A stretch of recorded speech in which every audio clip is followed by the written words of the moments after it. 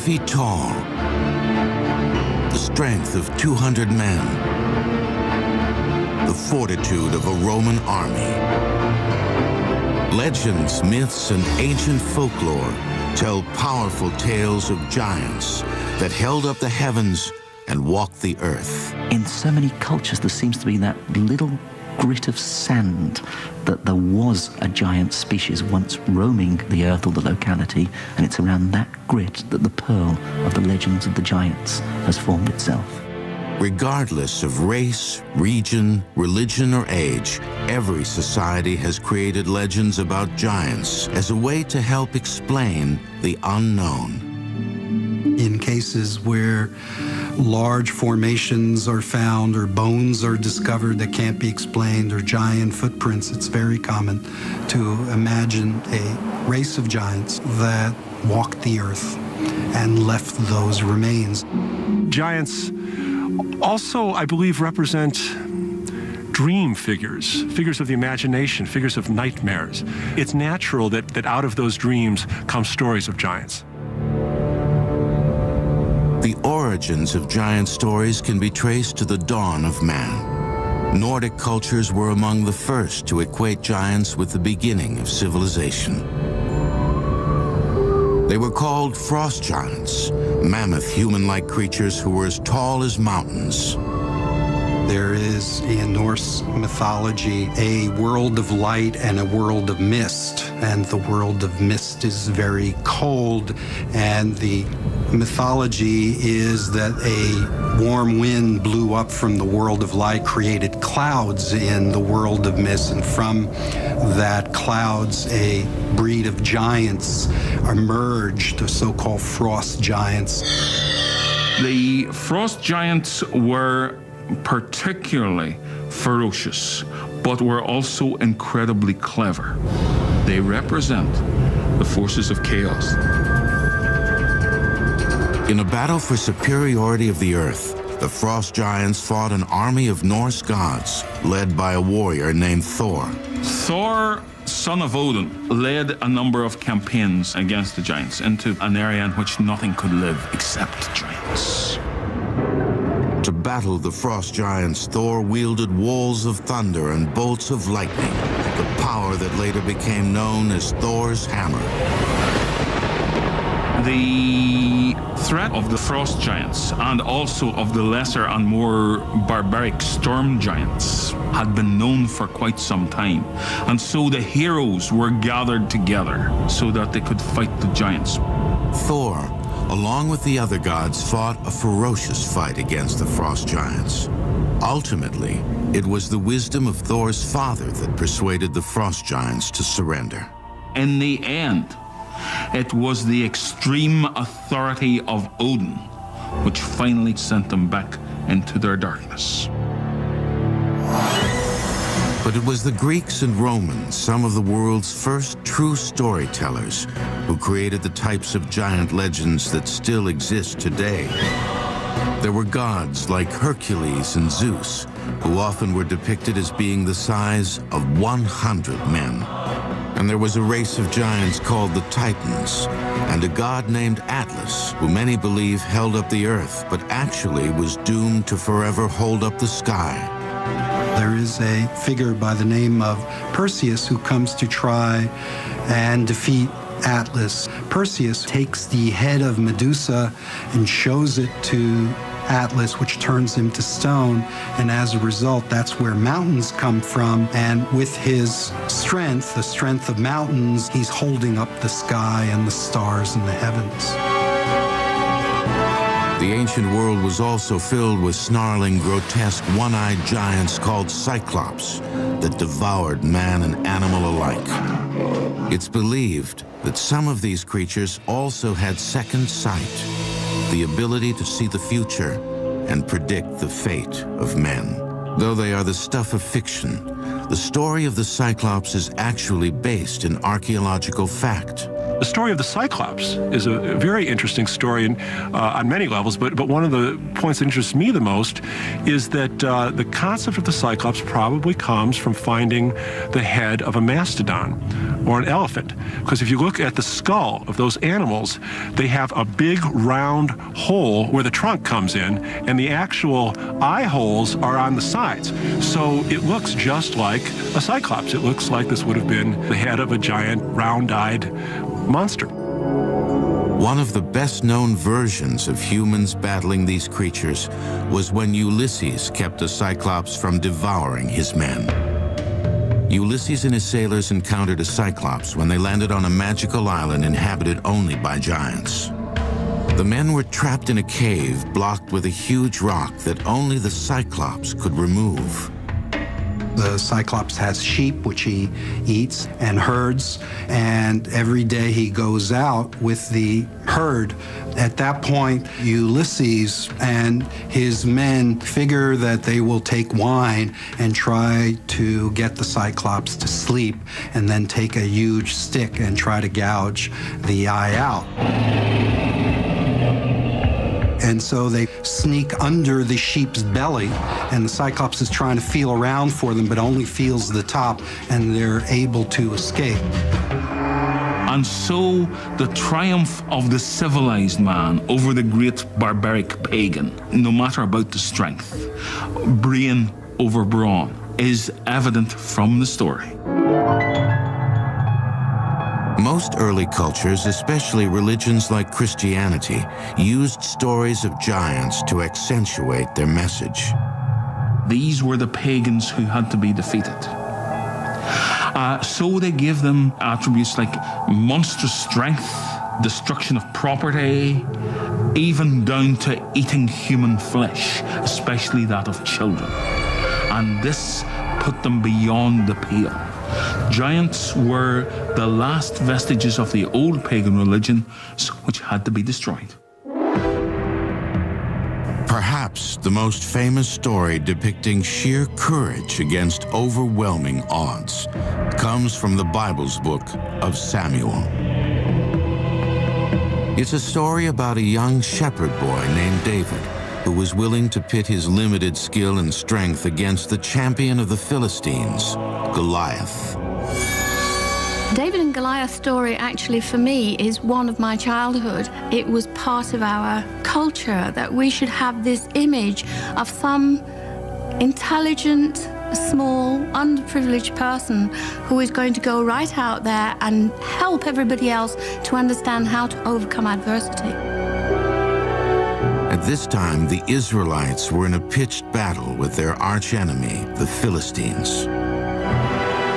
It said the Philistines had a legion of giant warriors, and the leader of these behemoths was a towering, evil killer named Goliath. Goliath is described as being 6 cubits and a span in height, which translates to about 9 feet 9 inches. Now, in earlier texts, including the texts found among the Dead Sea Scrolls, it's 4 cubits and a span, which would translate to be 6 feet 9 inches. So I believe that Goliath was indeed a Philistine warrior, and at that time, a warrior who was 6 feet 9 inches would indeed be a giant, certainly towering over the shepherd boy. Each day he would come down to the river and challenge the Israelite army to come and send out a champion who would fight him. The prophet Samuel said that Goliath could be defeated and that he would be defeated by a boy. David volunteered to take on Goliath, armed only with his slingshot. It was a skill he had honed as a boy, protecting his flocks from roaming packs of wolves. It was a simple weapon he would take into battle. The giant, in an arrogant moment, says, "Why have you sent this shepherd boy? I will eat him alive, and I will throw his carcass to the sheep." David took his sling and a few well-rounded pebbles. He swung and fired a stone, which caught Goliath in the middle of the head.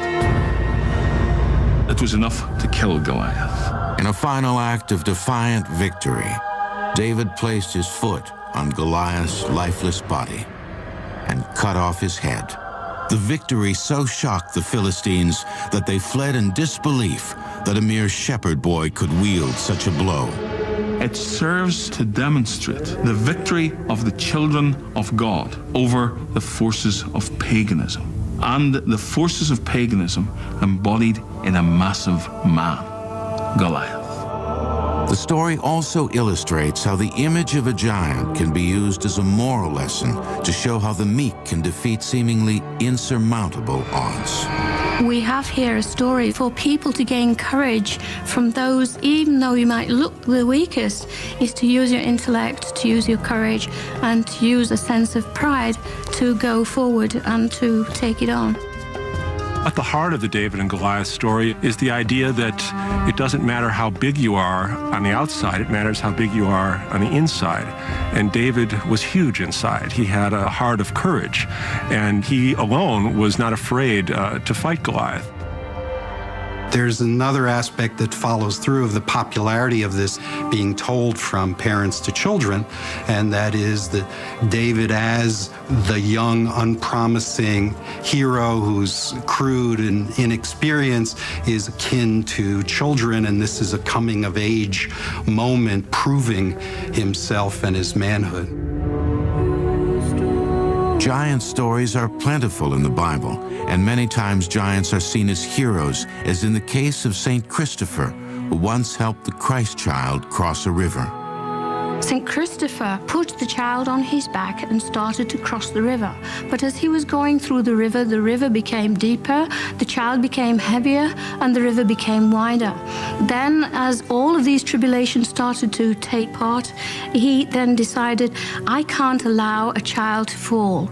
I must carry on. So he carried on until at last he came to the other side, and the child became the vision of Christ. But giants were not just relegated to the land of morality tales in ancient religions. Over time, legends of giants grew to impact the culture of an entire nation. When the Celts arrived on these shores, they found the standing stones, the burial chambers, and they were so great that the Celtic imagination, the Celtic storytelling tradition, came to see that these must have been built by giants. You're watching Giants, Friend or Foe, on the History Channel. If there is one place on Earth that can lay claim to being the true land of giants, it is the British Isles. Celtic culture and history are filled with hundreds of references to the giant kind, both friend and foe. On a rolling field of yellow grass 2 hours southwest of London, multi-ton boulders make up an archaeological site of gargantuan importance. Stonehenge. The story that Stonehenge was built by giants belongs really to that very colourful weaver of tales, Geoffrey of Monmouth, the Welsh monk who in 1136 published his History of the Kings of Britain. According to Geoffrey of Monmouth, Stonehenge was originally in Ireland, and Uther Pendragon, the father of King Arthur, ordered Merlin to bring the stones from Ireland to Stonehenge to mark a burial place of several local chieftains and princes. Although some versions of the story say it was Merlin, others tell that it was a British king named Vortigern, who after defeating a race of English giants dispatched them to Ireland to retrieve a group of special stones. Off they went, and across the sea, they carried the great stones back. These were erected on Salisbury Plain by command of Vortigern himself, who said that Stonehenge would serve ever after as a marker to those brave followers of his who had died fighting the giant kind. And there it remains to this day. The last of this race of giants who are credited with building Stonehenge are Gog and Magog. The legend says they were defeated by the Romans and brought to England to protect the city of London. Today, statues of Gog and Magog still have a place of prominence in the old city's government building, the Guildhall. The statues themselves have a storied past. They were destroyed during the Great Fire of London in 1666. They were rebuilt but destroyed again in 1940 during the German blitzkrieg of the city. In 1953, they were built a third time and given a place of honor high above the floor in the building's Great Hall, though it is questionable whether most Britons know who they are. Many who visit the Guildhall probably look up at the two statues and just wonder who on earth these two characters are, little realizing perhaps that these were amongst the original inhabitants of this island, so legend claims. The majority of English giant stories are found not in the bustle of London, but in the picturesque, antiquated villages that dot the British countryside. The town of Cernobos is a good example. Founded in 987, it remained a thriving community until the mid-16th century when its abbey closed and the village fell into disrepair. In about the 17 and 1800s, it took on a new lease of life because the water here was very pure. And suddenly Cerne found itself as a center of a major brewing industry in the south. And in fact, its beer not only was sort of pushed around all over this country, but I'm told it was also exported to the West Indies and the Americas. Today, it is a picture postcard town, attracting tourists from around the world who want to see centuries-old pubs and restaurants, and arguably England's largest giant. One of the many tales portrays the giant as an invading Danish monster who came across the sea and after a day of pillaging, fell asleep on a hillside. The locals living in the area proceeded to cut off his head. To warn other giants to stay away, they made an enormous chalk outline of their fallen prey. The giant is made from tons of small white stones that are cleaned and replaced every 7 years. The giant measures 180 feet in height.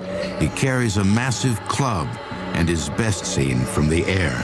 However, the giant's most prominent feature, one that can still make the people of Cernobos blush, is the towering chalk outline of his phallus. I think the main statement's about 30 feet long, which I think one lady who was being interviewed said that would bring the tears to your eyes, and I think that about sums it up, actually.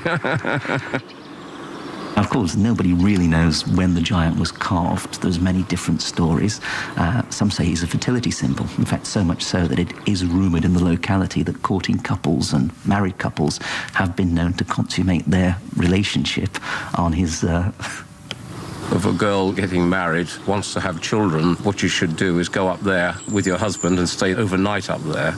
And in fact, I've heard it done, but what its success rate is, I'm not sure. But occasionally when we have weddings here in the church, the bride and bridegroom will go up there in their wedding dress and go up there and so symbolically sort of sit on the giant and hope that it brings them good luck in their married life with children. While the Cernobos giant catches attention for his sexual prowess, another English giant draws crowds simply because he gets up and walks. He's called the Bolster Giant, and he lives in the small English village named St. Agnes. The giant bolster of St. Agnes was so tall that he could stand with one leg on top of St. Agnes Beacon and his other foot could reach as far as Carn Bray, which is about 5 miles away.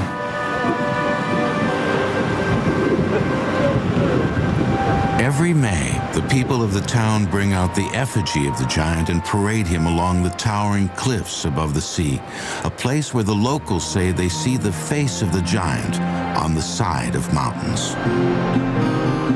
Legend has it that along these cliffs, the giant met and fell in love with the beautiful and devout St. Agnes.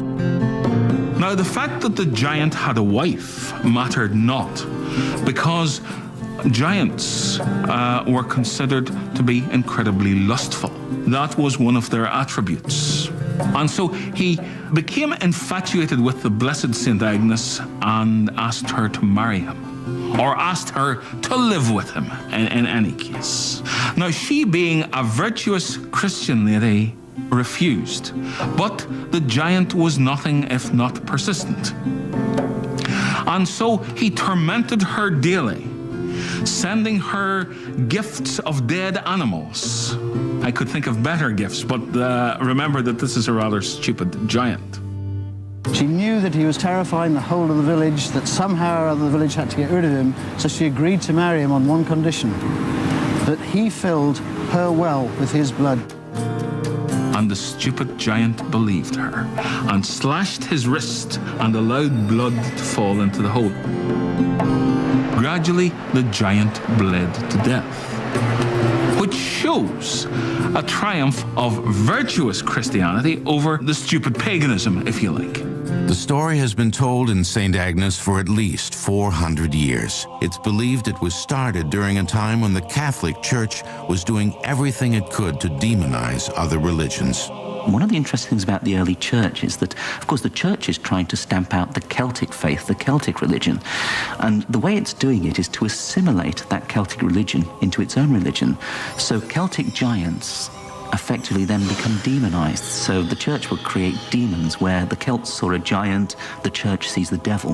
Where the Celts made a rock formation the work of giants, as far as the church is concerned, it's the work of devils. So effectively the devil is becoming, if you like, the giant of the Christian religion.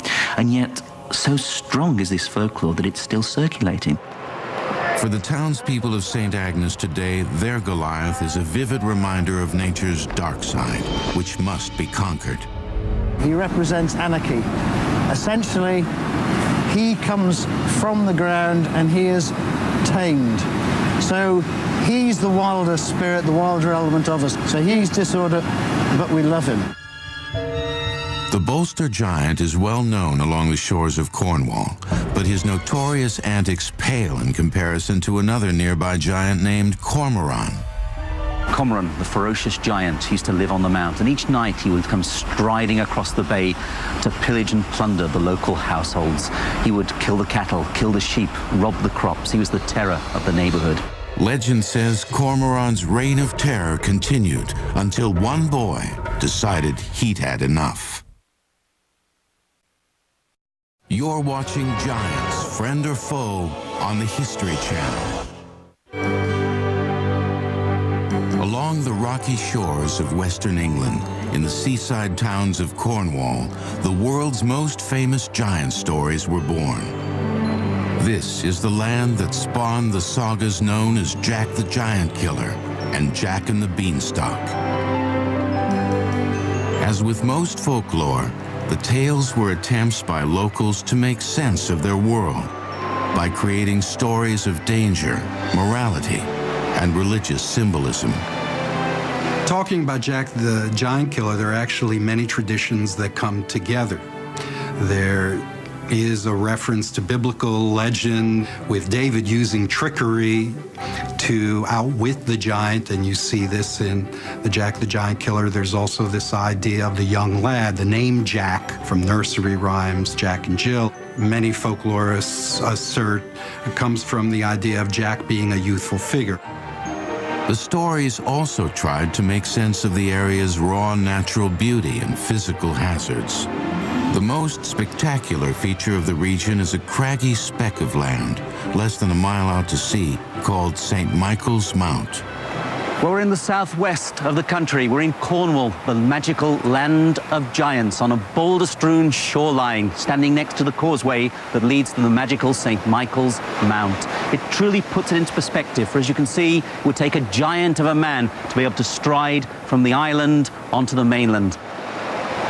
Even today, just getting to the mount can be treacherous. Ocean tides play tricks with visitors, quickly and quietly swallowing the stone path that connects the island with the mainland.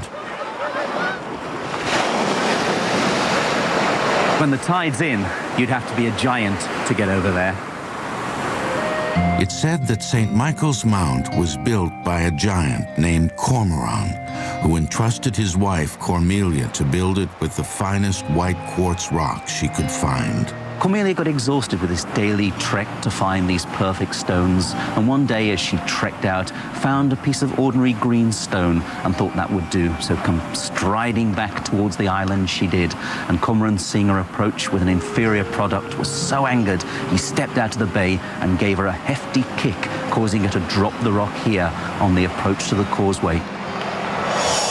It's said that 600 years ago, people were tormented by the ruthless Cormoran, who, along with his brothers, lived in the towering castle on the mount. Cormoran was the bane of the territory. He'd wade across to the mainland every night. He would kill cattle, sheep. He would take the produce from the farms and then go back to his rocky lair on St. Michael's Mount. One day, a teenage farm boy decided he and his family had been terrorized enough. If the town's leaders could not kill the giant, he would. The boy's name was Jack. There are several versions of how Jack attacked the giant. One story has him hiding in Cormoran's shoe and riding back to the castle to discover the treasure trove of riches the giant and his brothers had amassed. It was rumored that the giants were incredibly wealthy. Being long-lived and incredibly old, they had amassed great fortunes through their wickedness and paganism. This was lying in the vaults of their castle, and Jack was determined to see what was in there. After the giants fell asleep, Jack crawled out of Cormoran's shoe and moved up the giant's shirt. The giant stirred, and he said, "Who is climbing inside my shirt?" To which Jack replied, "Go back to sleep, it is only a fly crossing your chest." And the giant lay back and closed his eyes. Jack produced a large knife and cut the giant's throat.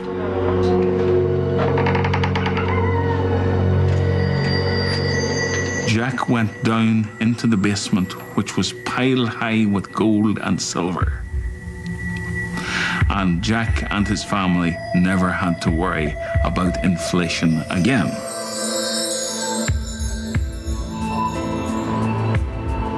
Another version of the story has Jack brave the frigid North Atlantic waters and swim to St. Michael's Mount. He then dug a pit large enough to trap the giant. At this point, Jack the Giant Killer blew his horn and roused the sleeping Titan. And Cormoran looked to see who it was that had disturbed his slumber and saw Jack standing on the other side of the deeper pit.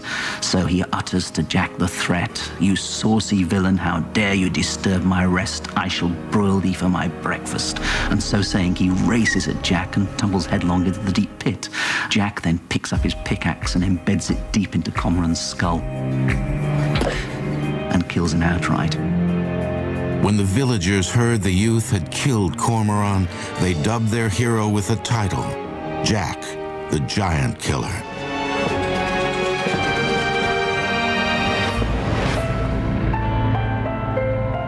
The tales can be traced to the 15th century, a time when the world was rife with religious turmoil.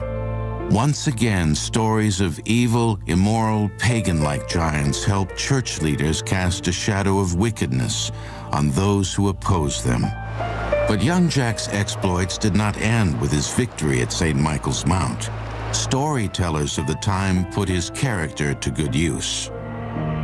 First of all, he becomes the trusted servant of King Arthur's son, kills several more giants in that guise, and is then able to trick one giant out of a very useful weapon, the Cloak of Invisibility. In fact, King Arthur, by this stage, is so pleased with Jack's giant-killing exploits that he makes him a Knight of the Round Table and gives him the task of ridding Wales of the many giants that are terrorizing the Kingdom of Wales. Jack was given the task of killing a particularly nasty, two-headed giant named Thundel. Thundel might not be able to see Jack thanks to Jack wearing the Cloak of Invisibility, but he can certainly smell him, and thus it is from his lips are first issued perhaps what is the best known utterance of the entire saga. Fi, fi, fo, fum. I saw the blood of an Englishman. Be he alive or be he dead, I'll grind his bones to make my bread. Unfortunately, Thundel is easily outwitted by Jack, who lures him onto a drawbridge that he's booby-trapped, and consequently Thundel crashes through the drawbridge and Jack promptly decapitates him. Regardless of the version, one thing that is constant in the early variations of the Jack story is violence. Jack is always an outmatched youth who uses his wits to cut the throat of his enemy or chop off his head. This theme that is found in earlier tales where they were meant for adults as well as for children poses the giant as carnivorous or cannibalistic. They want to not only defeat us, but they want to devour us.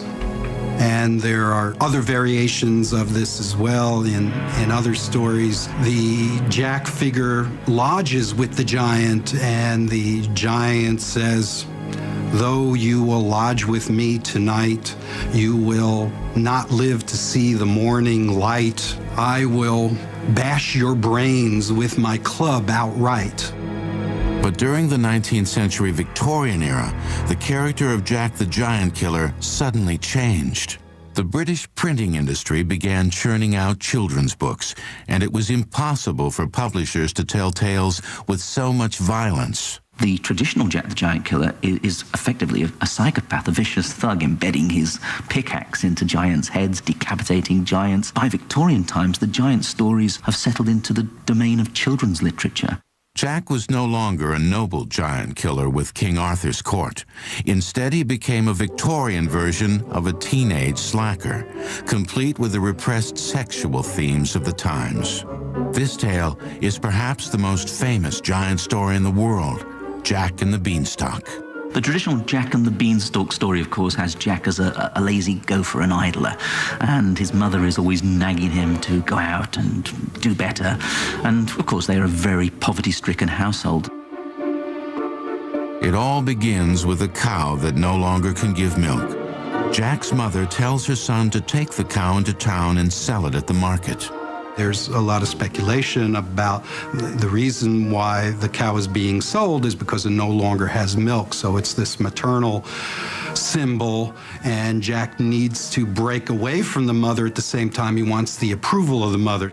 Jack, of course, is very easily taken in by what might well be called a con man at the market. And the man says, well, I'll take the cow, but all I have is these beans, but they're magical beans. So Jack happily accepts the magical beans. When Jack's mother discovered what her son had done, she scolded him for being so foolish. She threw the beans and they took root in the rich soil next to a stream. The following morning, Jack woke to find a towering beanstalk where the beans had landed. Jack could not resist the temptation.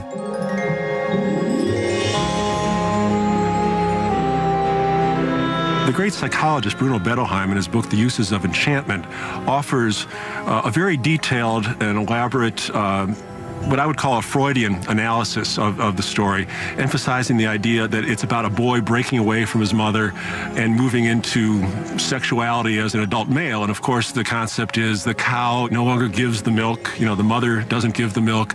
The boy has these erotic dreams. He wakes up and finds this phallic beanstalk climbing to the sky. Cautiously, Jack climbed the stalk's gnarly trunk into the clouds, where he found the kingdom of a giant.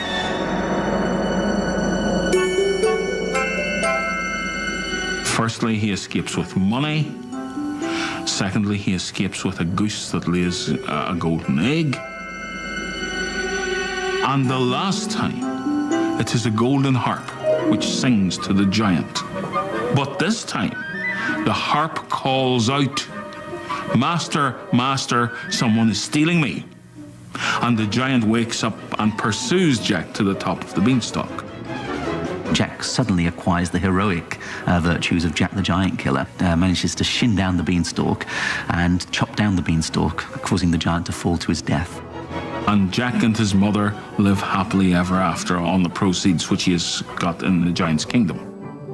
Since the mother is often portrayed as a widow and Jack is an only child, this giant is in fact a kind of father figure who he also needs to defeat to exact his revenge. Sometimes actually in the story, it will be announced that the giant was the murderer of his real father. So there's a double conflict that's going on. So one of the moral justifications for stealing is to exact revenge.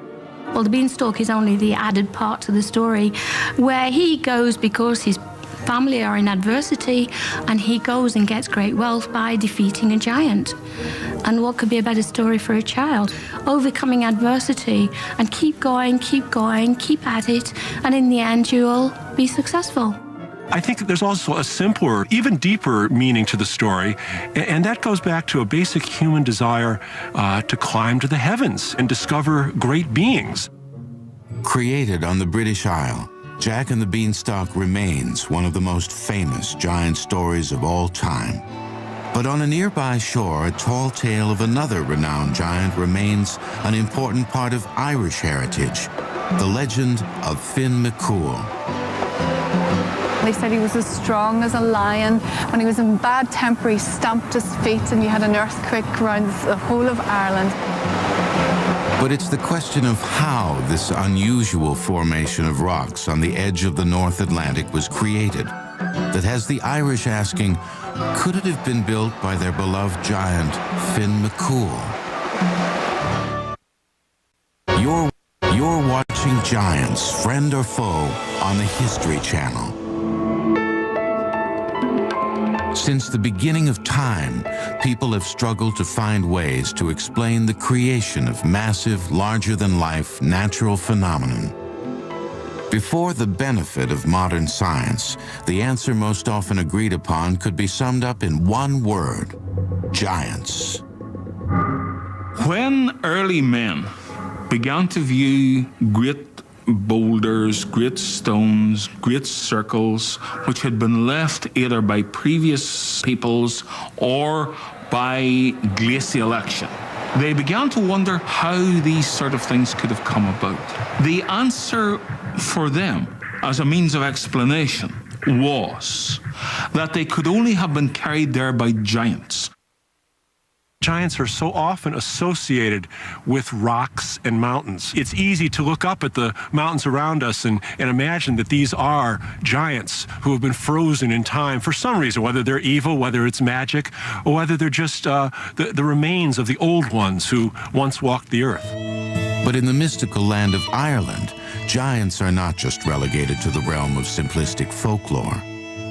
One of the best-known Irish giant stories was written during a time of British domination over the Emerald Isle in the early 18th century by a young man studying to be a cleric. The author's name was Jonathan Swift. The story he wrote was Gulliver's Travels. Gulliver's Travels is actually a satire in which a giant appears. The giant is, of course, Lemuel Gulliver, who is an ordinary seaman, who is shipwrecked on the shores of a country of pygmies. The country is Lilliput. Finding Gulliver on their shores, they are immediately taken with his size. There are all kinds of escapades that are involved where Gulliver ends up having to help the Lilliputans. One of the ones that I think people tend to remember is where there's a great palace fire and Gulliver ends up urinating on the palace in order to save it and therefore bond himself to the Lilliputans. And there's this uneasy relationship with him as benefactor, as well as the same time being treated as a kind of king, which he doesn't want to be. The Lilliputians saw this giant not as a scientific curiosity, but as a weapon they could use to wage war against their enemy.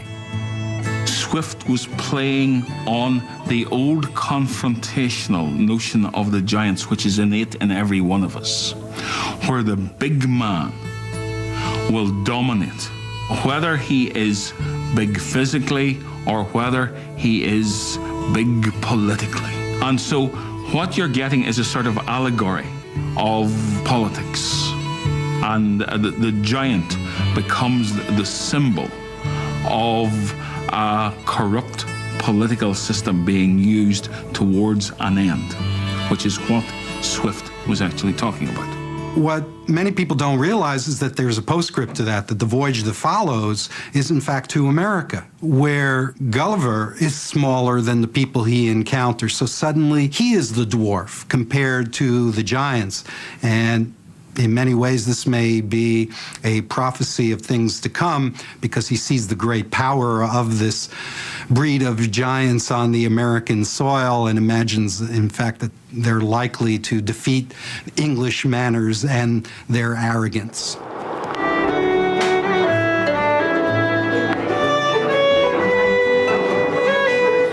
Along the coast of Northern Ireland, near the town of Bushmills, folk musicians fill the pubs with the soundtrack of storytelling tradition. It was down by the Sally Gardens, The songs are rich with images of lonely lives and lost loves, Celtic magic and mystery, Irish intrigue and illusion. It is a sound that echoes across the rolling green fields and muddy moors to a place steeped in Irish lore. Because less than a mile from where the band plays and pints of Guinness pour like water is one of the most captivating and baffling rock formations in the world. For thousands of years, the Irish have tried to explain the origin of this place. Millions of hexagonal stones that cascade from a mountaintop and disappear into the Irish Sea. People come from all over the world to see the stones, making it the most popular attraction in all of Ireland. The Irish have given it a name, the Giant's Causeway.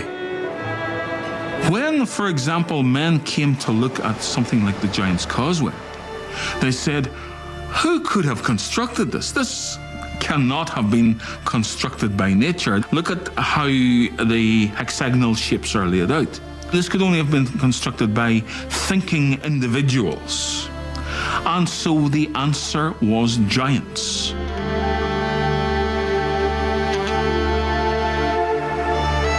The scientific explanation is the stones at the Giant's Causeway were made by a volcanic eruption millions of years ago. When the hot lava was quickly cooled in the frigid seawater, the unique shape of the stones was formed. The causeway was the perfect place for the imaginations of early Irish storytellers to take flight.